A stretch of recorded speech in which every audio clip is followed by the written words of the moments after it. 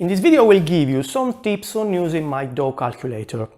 In general, I think it's easy to use and straightforward, but I was asked the same questions by several people, so I thought that the answers I gave them might be useful for others as well, you know, those little details.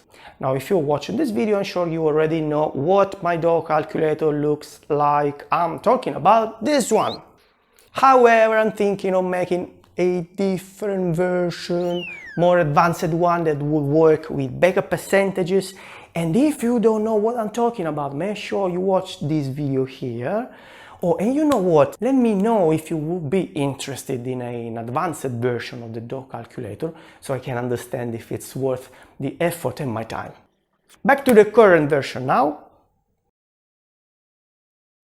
There are only 3 elements you want to edit, and they are the ones with the small finger emoji next to them, and there is a quick description as well.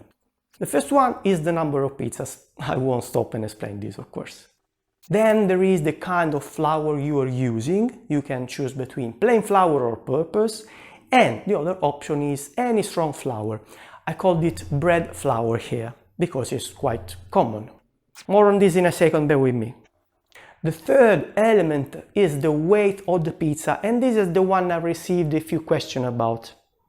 In fact, as you see here, I wrote this note, 250 grams for a 12-inch pizza, and I was asked if this would be a thin crust or thick crust, which is a good question. Let me give you more details. 250 grams are more than enough for a 12-inch thin crust pizza with a nice cornicione, you know, the rim, nice and puffy. Let's call it Neapolitan style if you want. And if you have been following me on Instagram, you know what I'm talking about. This is important because if you don't like cornicione, which is strange, I don't know if we can be friends anymore. If you prefer your edges flat, or at least not so puffy, like pizza alla romana, or maybe bar style, tavern style, for example, well, in this case, I recommend making a smaller dough ball. Around 220 grams should be enough. Instead, if you prefer something quite thick, like Italian pizza in teglia, or maybe Detroit style, or focaccia, then you should go way higher. I will try with 350 grams, always 12-inch size. Please note, I have mentioned styles just to give you a comparison for the thickness of your pizza. I'm not discussing recipes here, maybe one day when we'll grow up. Okay, now I want to go back to the previous editable field, the flour. In fact, the other questions have been asked are relevant to 00 flour or 0000, call it what you like really. I was asked, what option should be selected when using 00 flour, plain or bread flour? Now, first of all, remember that I got an in-depth video about 00 flour which debunks the popular belief that 00 is finely milled flour, which is plain wrong. If anybody tells you this, tell them to watch this video in the upper right corner. There is a law that defines the whole matter, and there's no mention of granulometry. So what option should you select if you use 00? It depends on the amount of proteins of your 00. So you grab your bag of flour, check the nutritional table printed on it, and look for the protein content. Let's define a threshold here, that is 11.5%.